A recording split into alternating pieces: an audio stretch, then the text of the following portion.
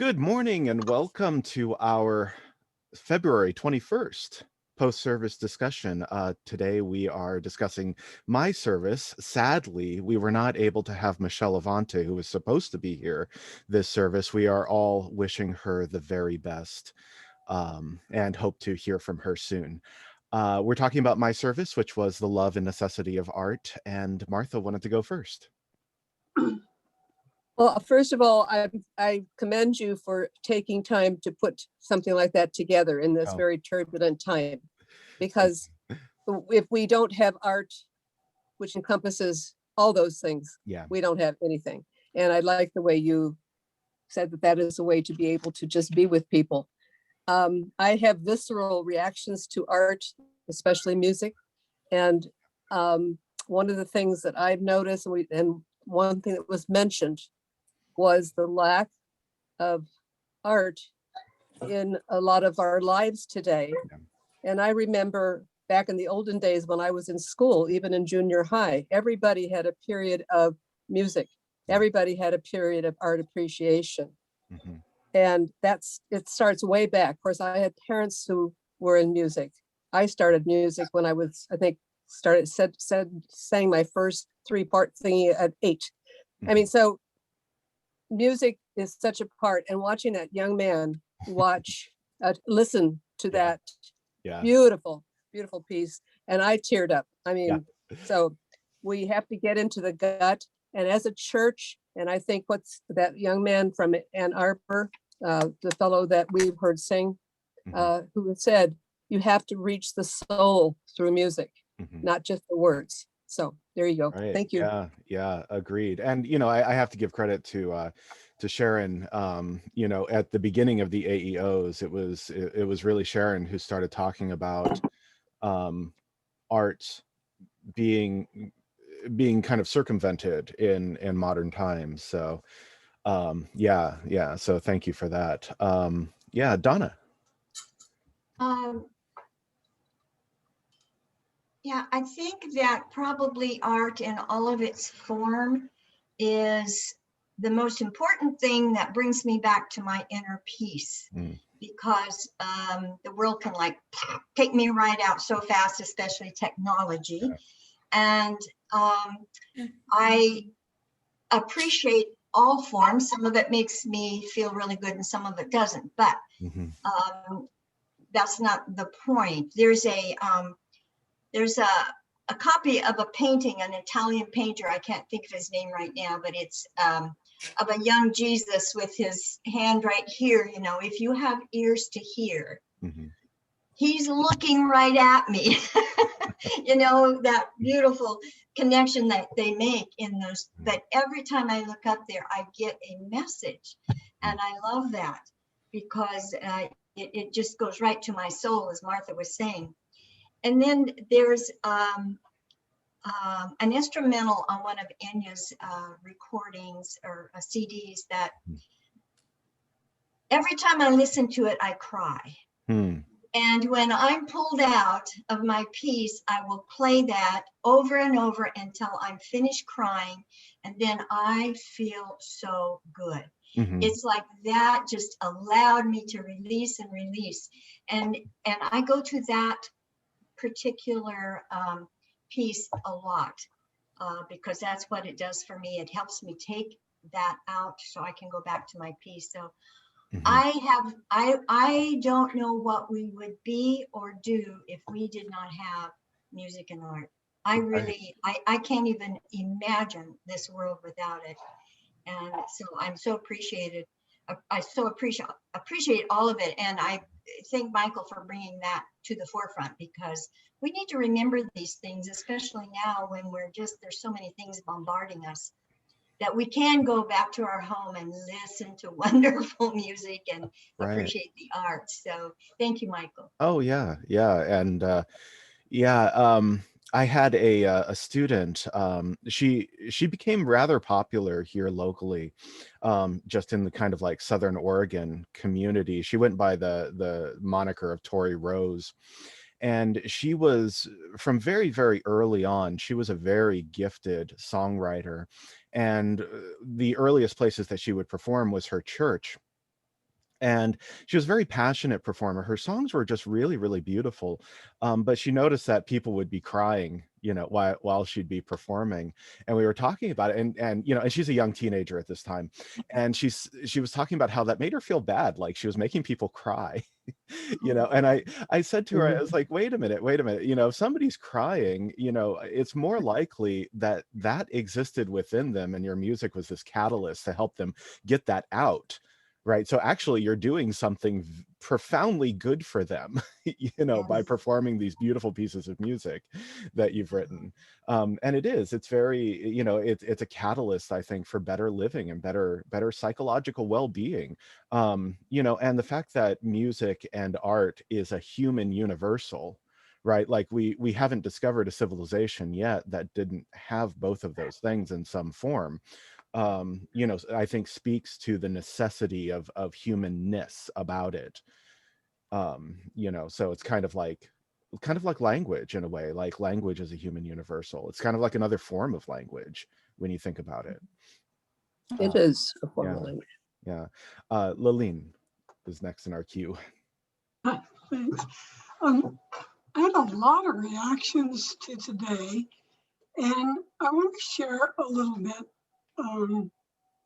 with you of some of that. First of all, I want to introduce you to someone, if you can see this.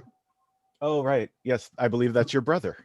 That is my brother. Yes. Michael reminds me a great deal of my brother.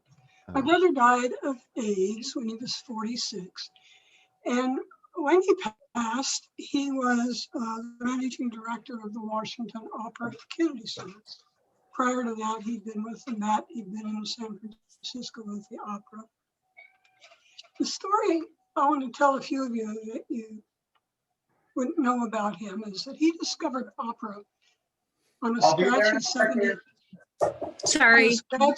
78 record when he was 13 years old that he borrowed from the library.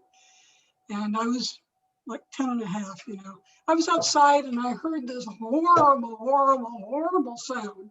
And I went running upstairs to see what was going on. And as I rounded the corner to his room, there he was sitting, crying these incredible tears, Right. listening to this horrid, scratchy album. Nothing came out of my mouth. I backed up my steps, went back down, and never until a few months before he died did I ever tell him that I discovered him in that moment. Mm-hmm. The part I want to tell you about that, though, is for those of you who know me, can't sing, cannot carry a tune, not a great artist, but I have a love and a passion for art.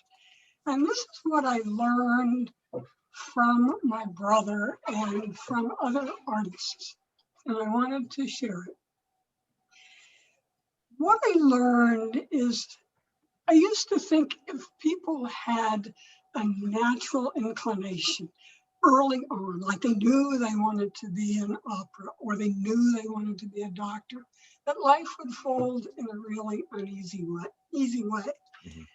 But what I learned from my brother and from others is that it's really giving one's heart fully to something that brings fullness to one's life, and that music, I think you said this, transcends language and commitment. For me, fosters joy. Mm. So what I learned is I, or anyone else who's, arts challenged, can still know that deep sense of fullness. And for me, it's by fully committing myself to something that I take on because I really like it. Mm-hmm. And when I thought of that, I realized, my God, I'm 79 years old. And this year I've learned how to build a website and how to do Zoom and on and on and on. So I just want to congratulate all of us who in our lives, whether we play music or do art or do anything, have been able to find those special things that enable us to experience the fullness of our life while we listen to the beautiful music of the world and the wonderful literature and poetry that we don't write. Oh, yeah, yeah. Well, so it's funny that your brother and I would have such similar experiences, with opera. I think back, for any of you who have watched, oh, what was it? Pretty Woman. And in Pretty Woman, Richard Gere takes Julia Roberts to the opera for the first time, and he says to her, people's first exposure to opera is very peculiar. For some people, it's a part of their soul, and it always will be. For others, it's not. They can learn to appreciate it, and it's true. It's like I knew from the first moment that I heard it that this was something that I loved. The other thing that you were talking about is like being a non-participant, or at least a non-creator, I guess, of arts. Yes. And I want you all to take a look at Japanese soseki. And soseki is a very, very interesting art form. Now, this is a very lavish version of it. Usually, soseki is much, much simpler than what you're looking at. Usually, it's just a rock that resembles the mountain. But soseki is the art of stone appreciation. It's not the art of creating stones or shaping stones to look like mountains. That's not it. The art is in the viewer being able to see the mountain in the stone. Um, and and it's not a particularly Western way of thinking, but I think we could learn a lot from that perspective. Like when you are appreciating art, that is in and of itself a form of art. So yeah.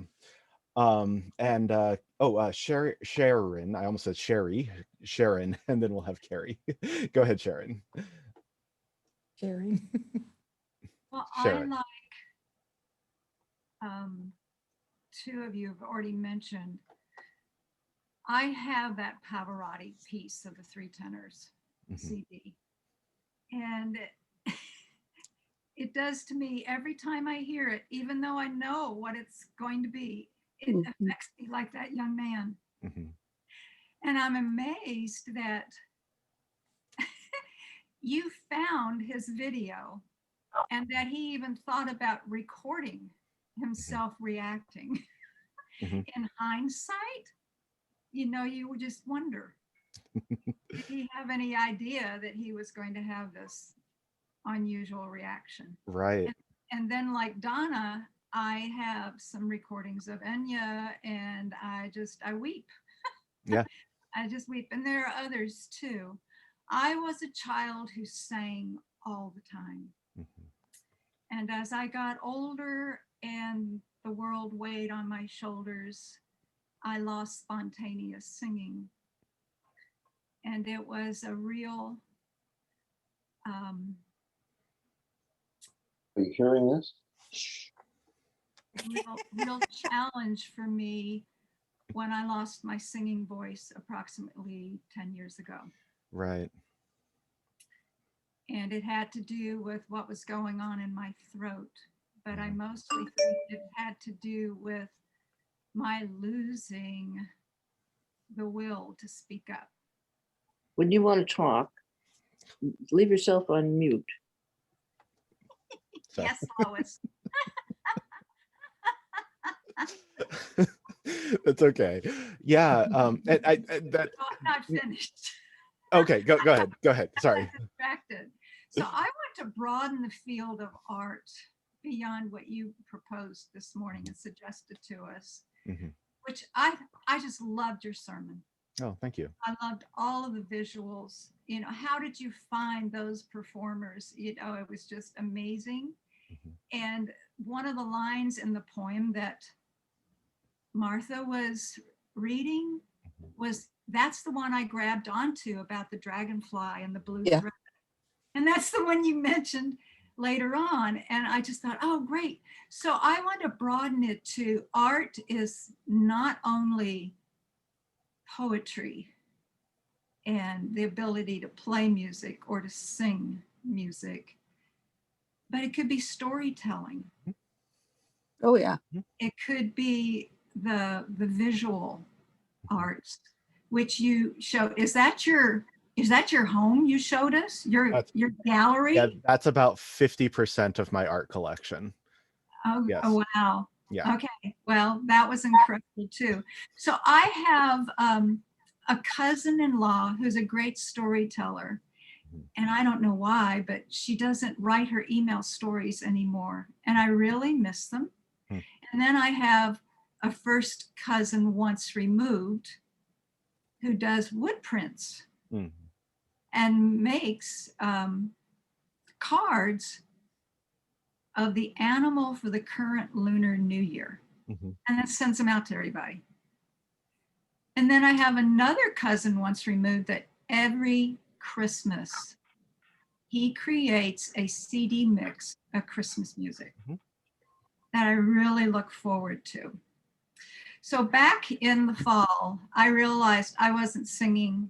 I didn't really want to talk to anybody. I didn't really want to do what I needed to do by way of domestic chores. And I said, my problem is I'm not singing. And when that CD mix of Christmas music came, I turned it on every morning. And then Christmas was over and I said, I have to continue. So I'm going through all my CDs and playing all of them. And it's just absolutely wonderful. Yeah. So I have a question, Michael, since I'm not familiar with the Japanese suseki. Is that right? Yeah. Suseki. You see the mountain in the stone. So would that be akin to when stones talk to you? I don't know. I have no idea. What about trees talking to you? I have never experienced those things. Yeah, is that a thing? Is that like? Oh yes. Okay. Yes. Okay. Cool. Yeah, I don't know what that would sound like. Yeah. May you discover. It's in your head. Someday, yes. Yeah, thank you, Sharon. And I think there are many ways that to say I care about you, right? And so the idea of like creating something for somebody, like whether it be a CD mix or like a holiday card or something like that, it's like a shortcut to saying you are valuable enough for me to put effort into this form of communication. Right. And yeah, and that's beautiful. And I would certainly say that's absolutely an art. So Carrie wanted to speak. Yeah, I really love how all of the conversation's going, because so many of the things that everyone said, I've also been thinking as well. For me, I found that I loved art when I was probably 4 or 5, and I became obsessed with the movie Fantasia. Oh, it was it was my favorite. I had to watch it every day. It was just something, the classical and the whimsical, cartoon animation and how it all flowed together. It was beautiful to me. And I can't even describe it as a kid, how fascinated I was with this. But I remember wanting to watch that every day just to see the conductor up there, and really getting into it, and how everything just kind of came together into this masterpiece. And, after that, art just, I started noticing it everywhere, and music, it immediately took off for me. And as I got older, the more that I appreciated music, the more I started looking at art around me and realizing that, life as I had come to recognize it was art. You know, we are living a piece of art, and our lives are the ultimate sculpture, you know, where we're able to, like a piece of clay, we're able to mold it into, you know, whatever we can come up with, really. So, you know, we get these tools along the road, and you use your tools and you're crafting and you're, you know, coming up with this beautiful sculpture that is inevitably, you know, the story of your life. And for me, you know, grasping that outlook and, you know, that completely changed my whole perspective of how to live and appreciate what we're able to create. Especially collectively when you get together as a group. I mean, you know, as soon as you get a group of creative minded people together, who knows what's going to happen, you know. But that's something that has been completely enriching, but also it's helped me recognize deeper emotion within myself and within the world itself. You know, evoking these emotions that are there and bringing them up, but in no other way can I describe them but from a place of art. So I love that I'm able to share that with you guys. That's all. Well, and I'm sure I speak for everybody when you know, your being here is a special treat for all of us. So it's really good to see you. Yeah. Well, you know, I love that, the idea of that your life, your life as a work of art, because and if you want evidence of how powerful that is, look at how interested we are in the genre of the biography. Oh yeah. Yeah, you know, and I'm sure that you as a parent can appreciate, though you don't create your children, right? The nurturing and the cultivation of the parts of them that need encouragement, you know, is a form of creation, I think. And you know, and same thing for like the mentor or the teacher, or you know, or even, you know, aspiring to be somebody that people could look up to, right? These are all forms of the way that the art of life impacts, you know, the other. Absolutely. Yeah, so I think that that's a beautiful point, so thank you for that. Kim wanted to go next. Yeah, well, I have a love for music. I mean, I can't go to work unless I practice the piano for a while. But what I teach preschool children. I've taught preschool children for lots and lots of years, and they just love music and art. And there's a lot of important ways when you're teaching music and art that brings out their brains that you don't get when you're doing other things. And they get a lot of creative thinking. And when you want the kids to be creative through art and music, because they don't always get it when they start growing up into higher grades. But I had a couple of instances when I was teaching. One time I had a guitar and it was way out of tune. I couldn't stand playing. It was horrible. And the kids weren't singing. And I thought, oh, they just don't want to do it anymore. So I stopped playing, and they all in unison, there's 12 of them, going, don't stop, keep playing. They were stopped singing because they were listening to what I was doing. And here I'm thinking the guitar's horrible. They're not paying attention. They don't care how horrible it is. They just want to hear the music being played. And I started this class of 2-year-olds, and these 2-year-olds were just, they would literally climb the walls. But when I brought my guitar, they always sit down, and I literally sitting there McDonald a half hour and all paying attention. And all these teachers were just totally shocked on how they just sat there for a half hour listening to you, engaging in you. They just loved music. And I swear we did animal noise on that one. And recently in class, I had I always play guitar. I have guitar day at my Head Start. And they want me to play, snow.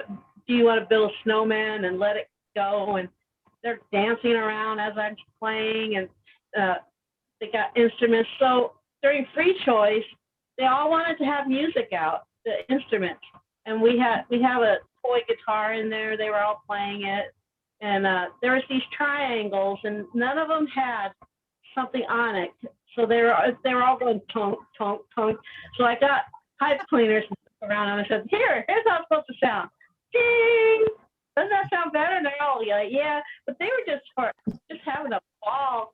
But the thing is, we need to have that in school, because that really gives kids a way of thinking.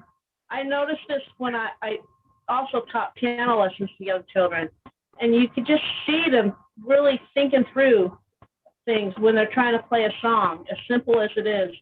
But it's just, you get eye-hand coordination. There's a whole slew of things that happens when kids are learning how to play an instrument, and when they're engaged in singing and stuff.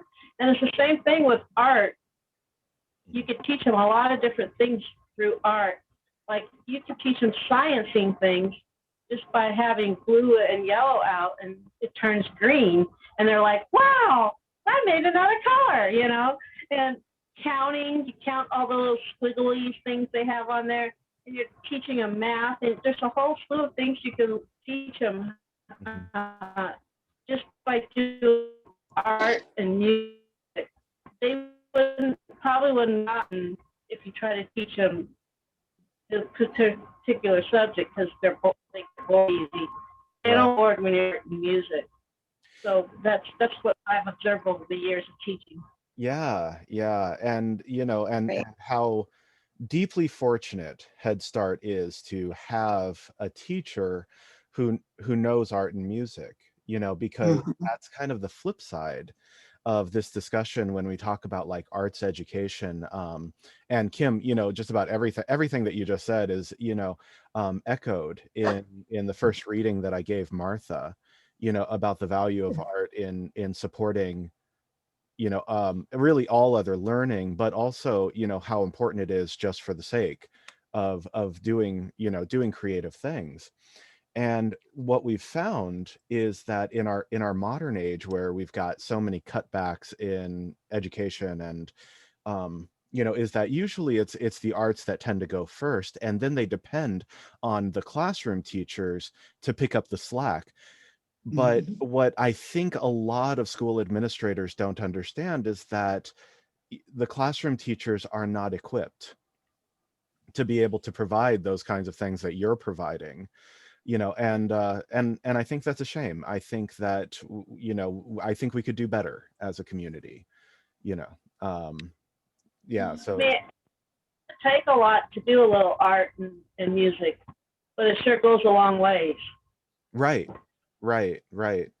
But you have to, it's like, I've been lucky enough to see your curriculum, and how great it is for little kids, and Yeah.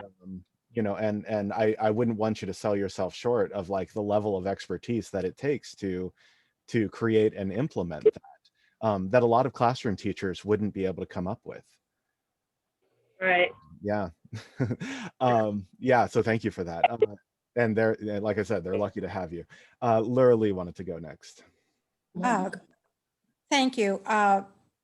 This is a good follow-up on Kim's observance. And I'm sorry, I'm Michael's mother, and so I have to I have to refer. I think it's very fateful. Is there such a word? It's fate that Michael's father and the family moved to Japan when Michael was 3 years old.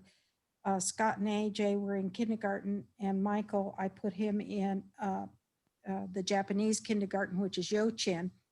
And their kindergarten is, correct me if I'm wrong, Michael, but it's 3 years to 6 years of age. And they stressed music so strongly. And Michael, at 3 years of age, was playing an instrument with the rest of the class. What's that called, Michael? It's called the melodica. Yeah, Melodica. I don't know how to say it in Song flute. Japanese. What's that? Yeah. It's a song flute, isn't it? Right. Well, it's a it's keyboard. basically a keyboard instrument that Oh, it's a reed instrument.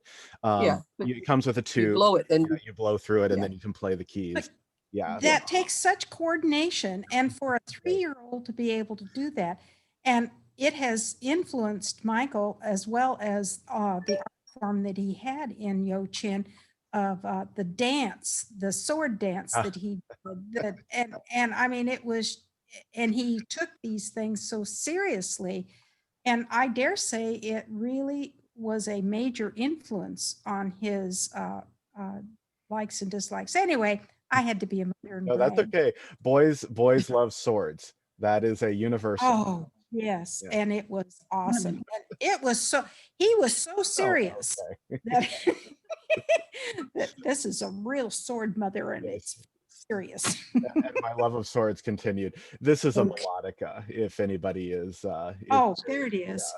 That's what John Baptiste John plays. Baptiste. Yep. Who's he the musician for? I forget. Is that Stephen Colbert. Oh, thank you. Yeah. And since him, it's really taken off and become so popular. Whereas before it was seen as such a like remedial student instrument. So that's kind of cool that he's made it popular. Still have yours, don't you, Michael? No, I threw them away. I know. Well, You didn't. see, the thing is, dear mother, they get caked up with dirt and spit over a period of time. Oh, But I guess that's understandable. You are in your 40s, so. thank you for reminding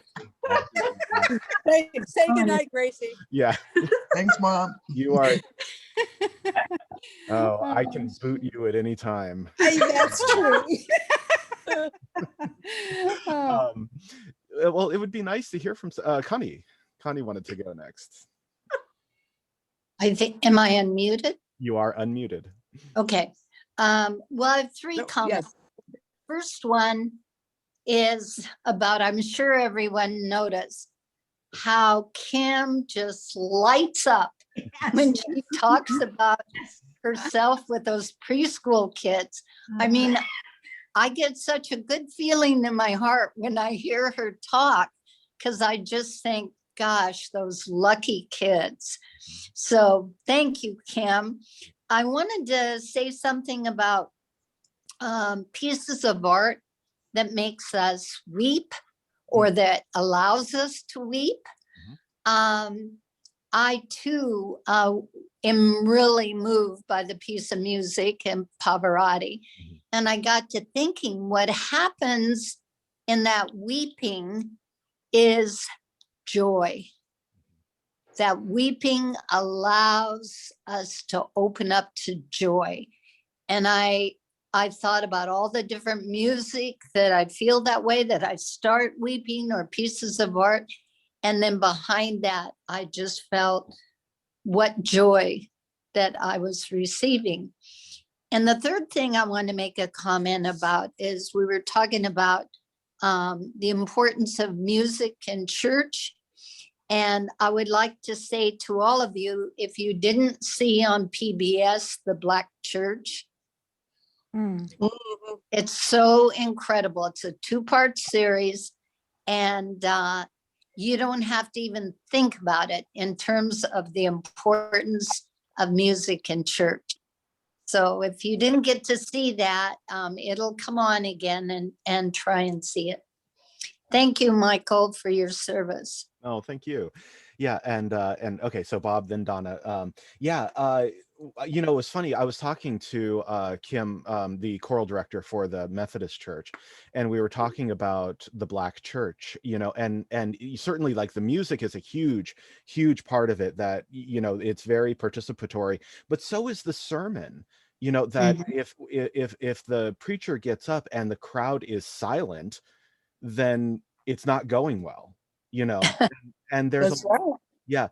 there's a level of participation that exists in the Black American culture that I deeply admire, but having been raised in the cultures that I have been, I would have a very difficult time shouting out like preach, speak up, and all of these things that are very common not only in like the Black Christian community, but also in like the Nation of Islam or any of those other churches. But I love it. I love watching it. I love listening to it.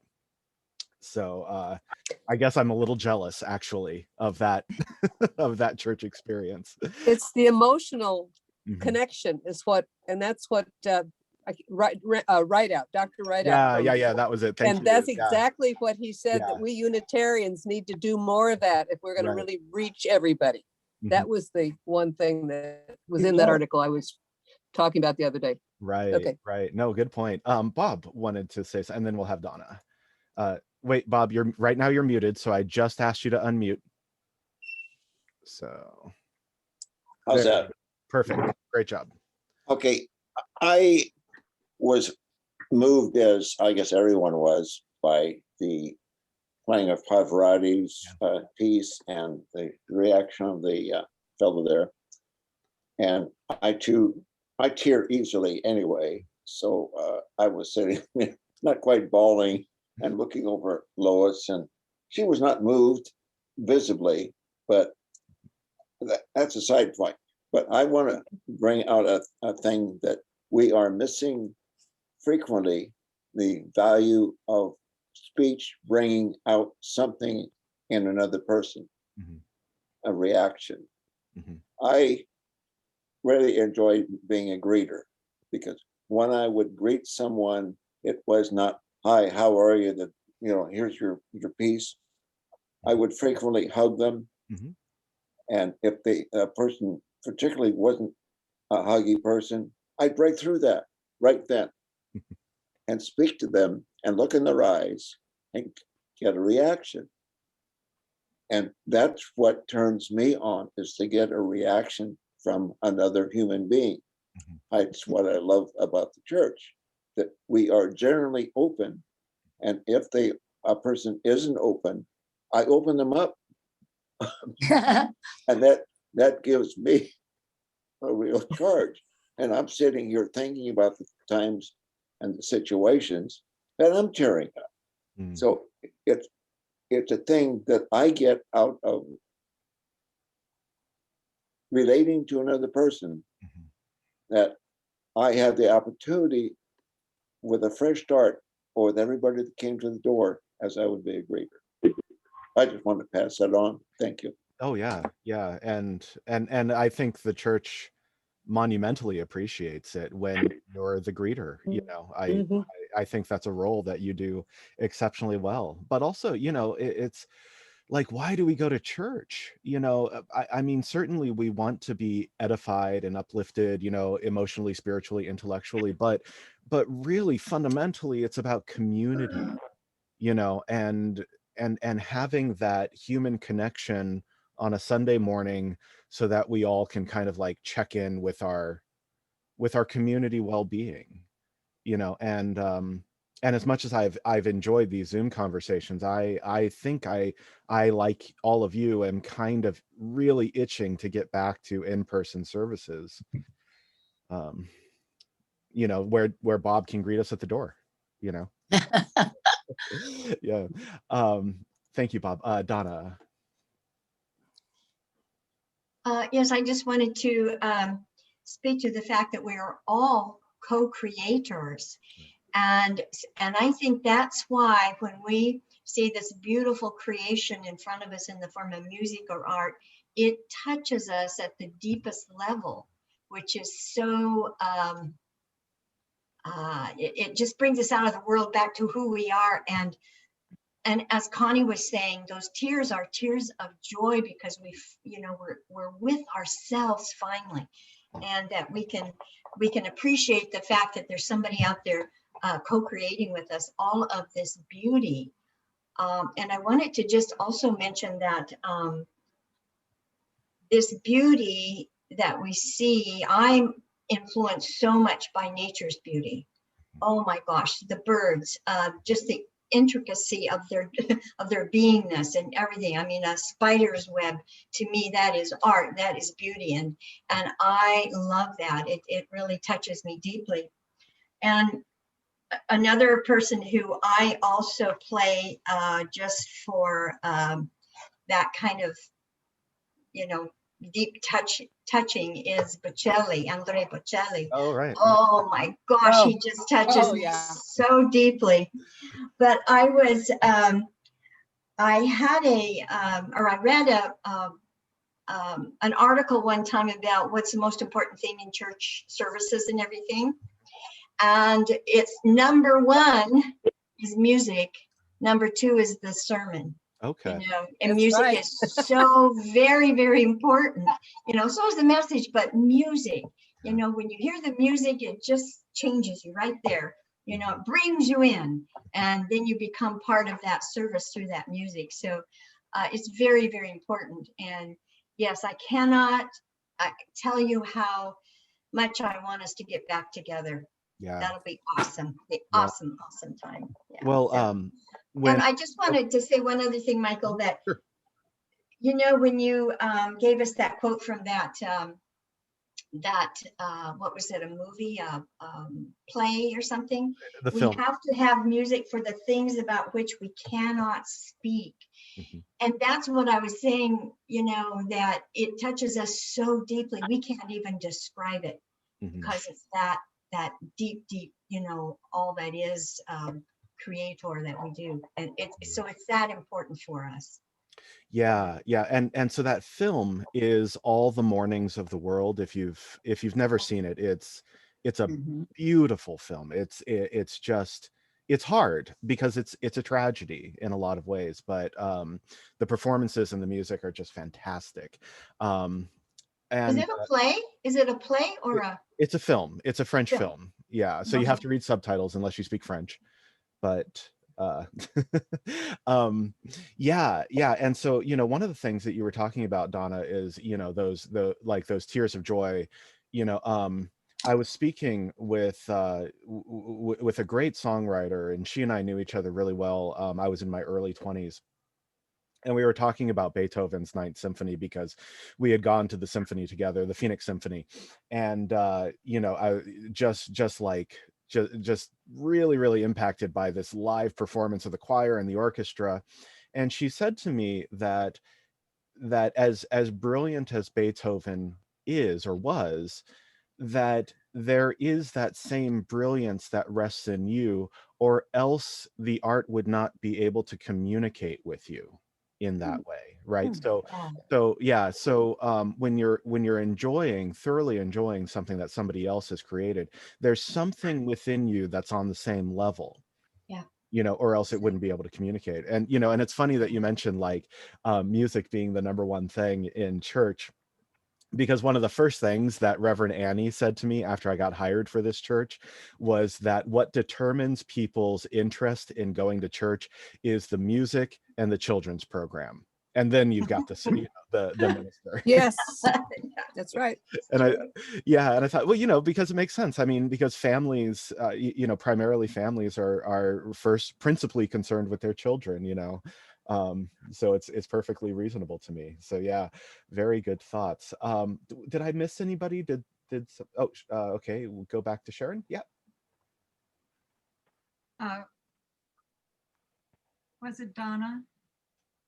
Donna said that about the birds and the spiders reminded me. This morning, I was blessed by seeing the first hummingbird of the season. Checking out all of the flowers. Or she, I don't know which. That's cool.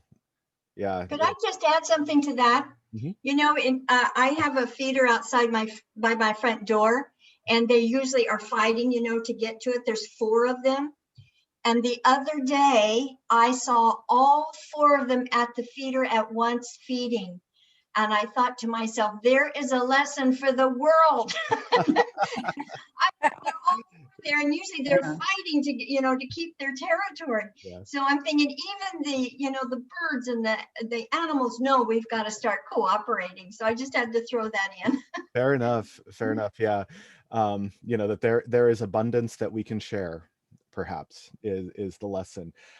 So how about this? Here's something I'm curious about. We could do like a rapid fire thing. Would anybody like to share either a piece of art or a piece of music or poem or something that is very meaningful to them? And Carrie had her hand up, and then we'll have Glennis.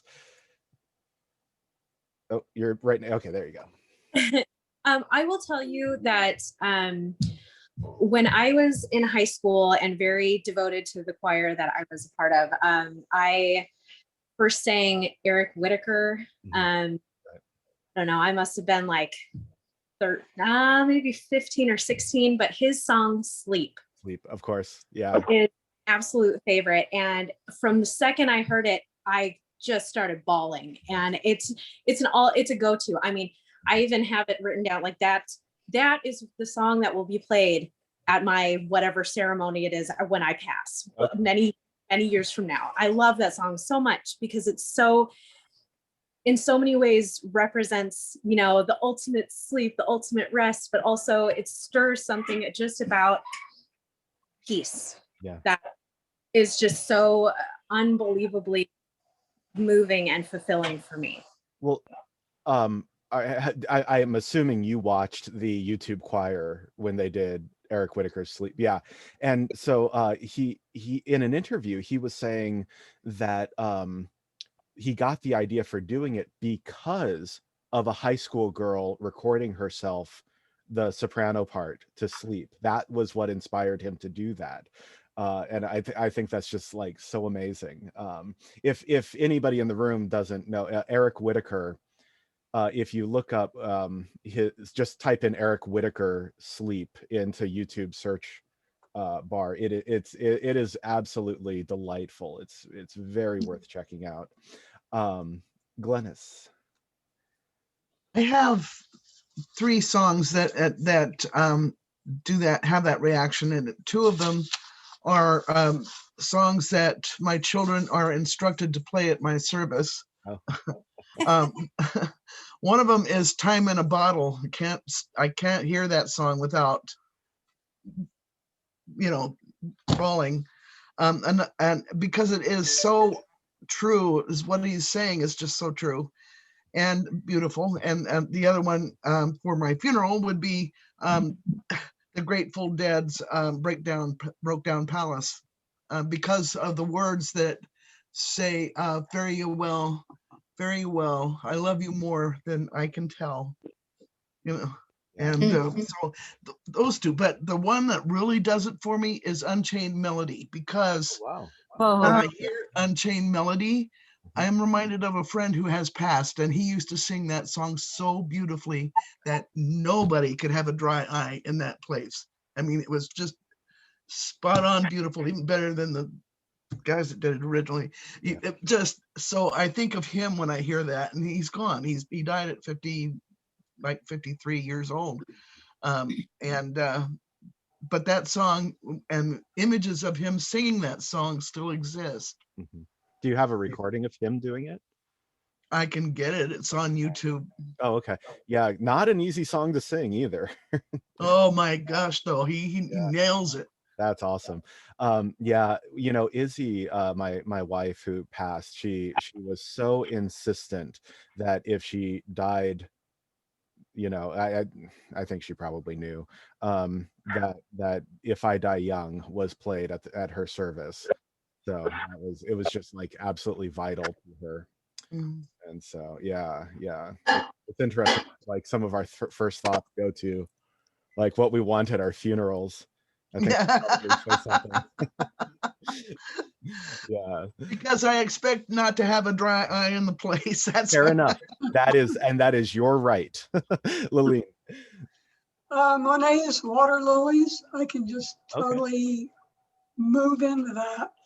And then songs, movie Boys on the Side, Whoopi Goldberg at the end singing You Got It, or I Mhm. can't think of the title of the song itself.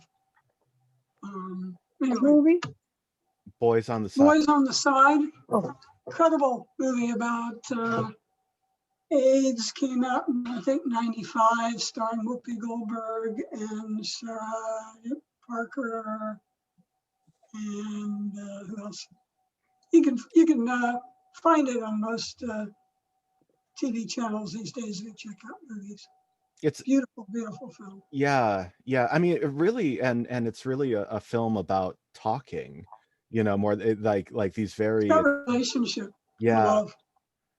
but these very like intense discussions about like the nature of love and life, and yeah, I don't think Whoopi Goldberg actually gets enough credit as an actress because I no, agree. yeah, The variety of characters in that movie alone make it worth a good watch. yeah, yeah. Go ahead, Martha. And yeah. Joe and I watched a thing on YouTube the other day, Life in a Day. Has anyone seen that? It's been all over being advertised on like MSNBC and CNN and whatnot. And it goes through the life and the day of people all around the world, Mhm. from mothers giving birth to death to, I mean, it just, and the way it's edited. I mean, it was about an hour and a half, maybe an hour and 40. We just sat transfixed for the whole thing. So if you want to, can find it on YouTube if you would, it's quite an experience. Life in a Day. Okay, cool, cool. Yeah, Joanne, and then I think Kim had her hand up as well. Music gives me joy, it gives me love, but it makes me a better person. So I grew up, I love Pavarotti, but I love Mamma Mia. And real quickly, years ago, I was at a quilting retreat, 2 o'clock in the morning, a whole bunch of ladies at their tables sewing. And the president made the mistake of putting on Mamma Mia. And here I am going back and forth, and I couldn't stand it. So I got up and I went to the president, who was not a touchy-feely person, grabbed her, and I said, "Let's dance." Oh, wow. I am the world's worst dancer. And then I said, "Go find somebody else." So we were all dancing. And even to this day, Mamma Mia will make me happy. Okay. Yeah. Nice. Yeah. Oh, and ABBA, is Yeah. ABBA, whoa, great, yeah. yeah. I miss ABBA. Yeah, Kim, too. and then maybe then Donna, if nobody else wants to go. Kim, do you want to? Well, I really like classical and jazz music a lot, and I like Chopin, and I can't remember any jazz people right now, but I love to play them on the piano, and that's where I find out a lot of enjoyment in playing. So and I also like movie soundtracks. There's certain movies that have really awesome music in it, and you don't really hear it so much when you're watching the movie. So if you get the soundtrack, and I listen to it, man, it's really awesome when you hear some of that movie soundtracks. That's what makes me happy. Yeah, I agree. I have deep respect for any film composers. In my first year at Vermont College, I thought I would go into film composing because it was the place where the most employment is. And after one semester of doing film scoring, I was like, to hell with this. I hate this. So I think people have to understand how much work it is to actually score a film. It's unbelievable. So yeah, I hear you. Donna. Yeah, well, I just wanted to share with all of you, and please remember this. At my celebration of life, we're going to play Celebrate. And I want you all make sure that happens, because I have no idea when I'm going to go or anything. Right. But I am I want to celebrate moving from this to something greater. And to me, it's a celebration. There's a ton of wonderful, beautiful songs, but you know what? I want to celebrate. So just remember that. It's locked. But also, you know, I mean, and hopefully that won't be for a long time. Yeah, well, probably 110, I think. Good. Okay, there you go. But there is something beautiful about celebrating somebody, a life well lived. You know, that the tragedy, you know, I think back to my high school girlfriend, her grandfather, who was a man I deeply admired. And when he died, he was in his 90s when he died. And I called her and she said, you know, well, really, we're just going to miss him now, you know, but the guy led an unbelievably good life, you know, filled with family and friends and grandchildren and, you know, accomplishments. And, you know, so I think when it's your time to go, Donna, long time from now, we will all celebrate the wonderful life you lived. um, I have one. yeah, we're winding down, so yeah, maybe Connie gets the last word. Oh, good. No, my song would be Friends and Lovers. That'd be mine. But Michael, you gave me the greatest idea of maybe AEO or a little workshop on scoring a film of our life. Okay. So we do the music. Okay. We do music, or I mean, we don't, well, all we have to do is write it, but the music that would go with the story of our life. I think that's a great idea, Michael. That would be something cool. Yeah. Okay. Yeah. All right. Well, we should talk about that on Tuesday. Yeah. Yeah. We will. Yeah. Okay. Well, hey, or looking like a quiet bunch. I think Oh, it's good to. Oh yeah. Did you have something, Glennis? just something really quick going off of what Connie just said and something that came earlier from Kim. When I can remember 60 plus years ago, kindergarten. And one of my favorite things, I had there two of my favorite things. One of them was when they gave us the little sticks and the little tambourines and the little triangles, and we walked in a circle and, you know, banged all that. That was the most fun. But my kindergarten teacher played the piano quite well. And she would bring out these songs, story songs or song stories or whatever, kind of on the order of Peter and the Wolf. And so that's what I'm thinking for, you know, Connie's ideas. Like we can just kind of incorporate the music for each person. And we should flush this out. I think it's a very meritable idea. So, all right. Well, man, I've really enjoyed this. I really appreciate everybody showing up and watching the service and sharing, bearing your soul, as it were. And I will have a better Sunday because of you. Hope to see you again next Sunday for another conversation. Take care. Thank you, Michael. Good to see you, Carrie. Yeah. Carrie, yes. Bye. It's so good, you guys. I love you. Have a great day. You too, Carrie. Bye.